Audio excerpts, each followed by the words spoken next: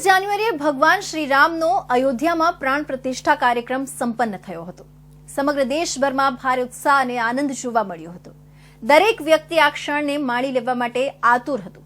ત્યારે સુરતના એક હીરાના વેપારીના પુત્રે 22મી જાન્યુઆરીએ પોતાના લગ્ન નક્કી થતા આ અવસરને જીવનભર યાદગાર બનાવવા માટે ભગવાન રાજા શ્રીરામના વેશમાં લગ્ન વિધિ સંપન્ન કરી હતી। સુરતમાં યોજાયેલા લગ્ન પ્રસંગે ભગવાન રામને અનુસરતા વરરાજા જોવા મળ્યા હતા।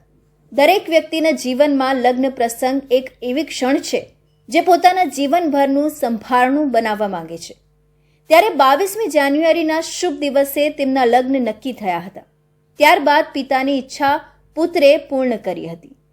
આર્થિક રીતે સંપન્ન પરિવારના દીકરાએ ડિઝાઇનર મોંઘા વસ્ત્રો પહેરીને લગ્ન મંડપમાં ભગવાન રામને શોભે એ પ્રકારનો પહેરવેશ પહેરીને સનાતન સંસ્કૃતિને આગળ વધવા માટે નિર્ણય લીધો હતો। વરરાજા લગ્ન મંડપમાં ભગવાન રામનો વેશ ધારણ કરીને પહોંચ્યા ત્યારે હાજર મહેમાનો આશ્ચર્યમાં મુકાઈ ગયા હતા। વરરાજા રાજ મોનપરા વ્યવસાયે લેબગ્રોન ડાયમંડ જ્વેલરી બનાવવા સાથે સંકળાયેલા છે। પોતાના લગ્ન માટે ડિઝાઇનર કપડાં તૈયાર કરી લીધા હતા। પોતાની પત્નીને પણ તેની સાથે જ ડિઝાઇનર કપડાં બનાવડાવી લીધા હતા।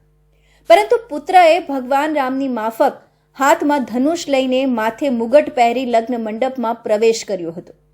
વરરાજાને શ્રી રામના વેશમાં જોઈને હાજર લોકો આશ્ચર્યમાં મુકાઈ ગયા અને તમામ સંબંધીઓ અને મહેમાનોએ રાજા રામને વધાવ્યા હતા।